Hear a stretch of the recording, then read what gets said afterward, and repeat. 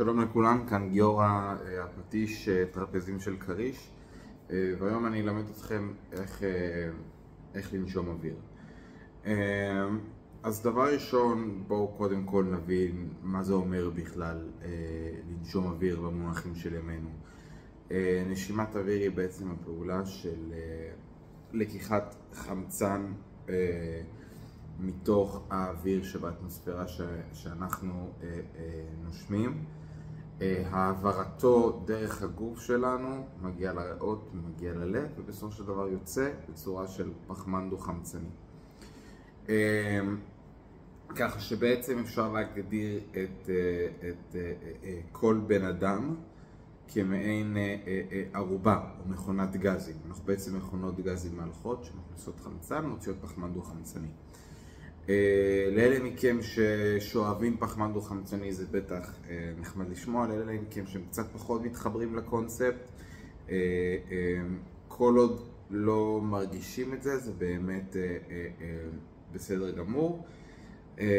ולאלה מכם שפחות מתחברים לקונספט של חמצן בכלל, הייתי אומר שאין מה לדאוג, כי זה כן דבר חשוב ואין ברירה כל כך. כדי לנשום יש הרבה דרכים, אני אלמד אתכם אחת משלוש דרכים עיקריות: דרך האף, דרך הפה ודרך שלישית אני אפתיע אתכם אחר כך. נתחיל מהדרך הראשונה, דרך האף.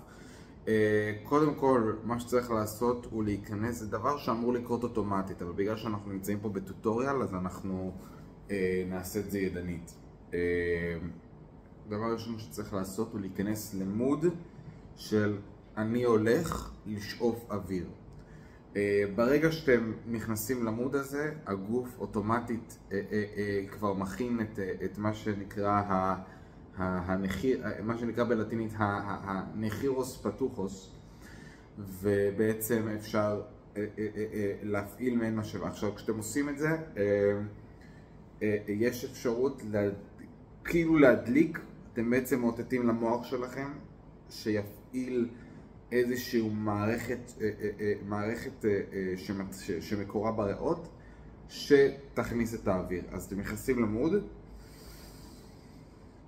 ובעצם זה הכל קורה באמת עניין של שנייה, ואז אתם בעצם נכנסים הפוך, עושים סוויץ' הפוך,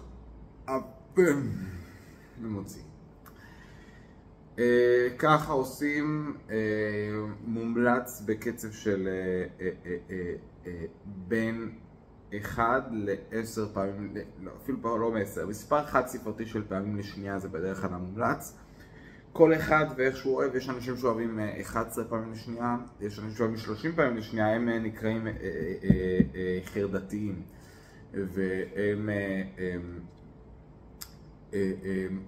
זה בדרך כלל לא בעיה, נכנסים לתמו ומזמינים היפרוונטילציה, ואז ההיפרוונטילציה בתמו, שזה באמת איזה 3 שקלים, ואז יש את האפשרות לנשום 30 פעמים ולהיכנס לסחרחורת. סחרחורת זה קונספט, אנחנו נגיע אחרי זה לתופעות לוואי כמובן והכל. דרך שנייה, דרך הפה. עושים אותו דבר, נכנסים למוד באופן מכני, מאותתים למוח שהפעיל את המשאבה, אבל הפעם דרך הפה, ואז עושים סוויץ'. עכשיו לפני שאני מגיע לדרך השלישית, אפשר לשלב דרך האף, דרך הפה. זה בדרך כלל, אגב, היותר בריא, כי באף זה הרבה יותר נקי, וכשמוצאים בדרך הפה זה כמות יותר גדולה של פחמן דו-חמצני, כאמור למי שאוהב, למי שזה השיט שלו, למי שזה הוואנטות שהוא עושה, למי שזה כל הדברים של המגניבים, אז בעצם ככה זה יוצא. יש אנשים שעושים הפוך, מכניסים מהפה, מוציאים מהאף. אני אישית לא התחברתי. יש כל מיני דרכים להתנסות, יש כל מיני דברים שאפשר לעשות. למי שמכם עדיין מתקשה להוציא את האוויר, בדרך כלל להכניס את האוויר זו פחות הבעיה. כי בדרך כלל הריאות יכולות למלא את האוויר, אבל יש אנשים שקשה להם להוציא את האוויר. במצב כזה הייתי מציע להביא, אין לי פה להראות עכשיו, ואני גם לא כזה מומחה בנושא, אבל יש הרבה סרטונים ביוטיוב ובפליקס ובוויש.קום שמלמדים איך אפשר להוציא את האוויר בעזרת עזרים חיצוניים. כלומר, למי שקשה לו להוציא את האוויר החוצה, מומלץ לשים לדוגמה שואב אבק על האזור של הפנים, ואז בעצם אפשר להכניס באופן ידני ולהוציא באופן עם עזר חיצוני, במקרה הזה שואב אבק. יש רופאים שמתמחים בהוצאת אוויר, זה מה שנקרא אירוסקופיה, שבעצם מוציאים לכם את האוויר, אם נתקע לכם קצת אוויר בוושת או בכל מיני מקומות בגוף, אז יש רופאים שהמטרה שלהם זה להוציא את האוויר שיש. יש אנשים שגם מתקשים להכניס את האוויר, אבל לא מתקשים להוציא את האוויר. מי שמתקשה יותר להכניס את האוויר, זה הרבה יותר קל לעשות.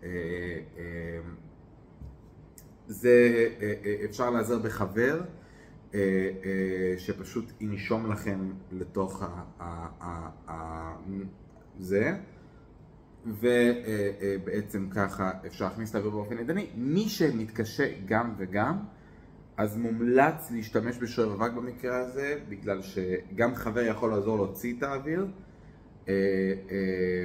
אבל בגלל שכנראה יש לו לחץ של זמן, יש הרבה חוגי פילאטיס שצצים לאחרונה והכל, אז מאוד כדאי בכל זאת להשתמש בשואב אבק, ופשוט לעשות ככה. כמו שכשנכנסים למוד ועושים במוח, אז אותו דבר עם המכשיר, עם השואב אבק. שוב, לפני שנגיע לתופעות לוואי וזה, ולדרך השלישית לאיך לנשום באופן רגיל, מומלץ, אם זה פעם ראשונה שלכם, לשמור את הנשימה. אני במקרה הכנתי מראש בקבוק עם אוויר שנשמתי בשנת 2005 בגן סימה בנתניה, וזה סתם מזכרת, זה יכול להיות מאוד דקורטיבי, אפשר לשים את זה כאן, אפשר גם לשים את זה שם, אפשר לשים את זה בכל מקום, זה מאוד דקורטיבי, זה מאוד נחמד. כן, תופעות לוואי, לפני שנגיע לדרך השלישית, שלפי דעתי הדרך האולטימטיבית לנשום. סחרחורת, כמו שאמרתי, אם אתם מזמינים היפרוונטילציה מתמו, זה יכול לגרום לסחרחורות. יש אנשים שאוהבים את זה, חרדתיים מאוד אוהבים את זה. אני אישית לא התחברתי, אבל מי שרוצה, אני אשאיר כמובן לינק כן? וחופשי. לגבי עוד תופעות לוואי, אני חושב יש את האפשרות שבטעות במקום האוויר, אם אתם לא שמים לב, אתם יכולים לנשום בטעות חרקים או חול או כל דבר שמתעופף באוויר.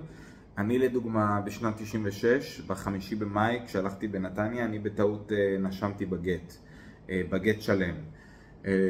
אז זה משהו שצריך להיזהר, בייחוד היום, בתקופה של היום, בעיקר בצפון, לדוגמה, איפה שיש כטב"מים באוויר, בטעות אפשר לבלוע כטב"ם תוך כדי נשימה, זה משהו שהוא פחות מומלץ, מניסיון כמובן. וזהו, ועכשיו לרגע שכולכם חיכיתם לו, מה הדרך השלישית לנשום אוויר? והדרך השלישית היא כמובן מהתחת.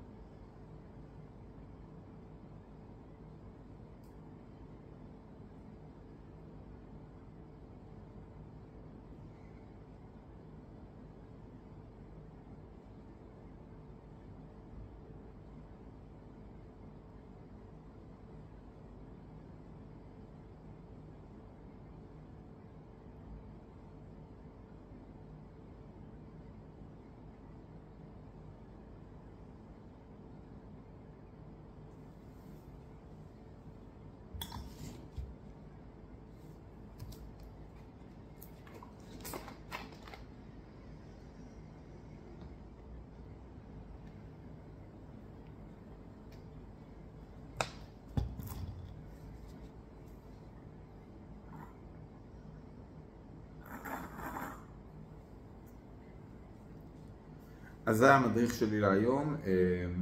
לעוד מדריכים כאלה אל תשכחו לעשות לייק, סובסקרייב, ללחוץ על הפעמון, לשלם לי בפטריון, לתת לי את כל פרטי הבנק שלכם, מספר ביטוח לאומי, social security number, פנקסי הצ'קים שלכם חתומים. וזהו, עד לפעם הבאה. שורף לי שם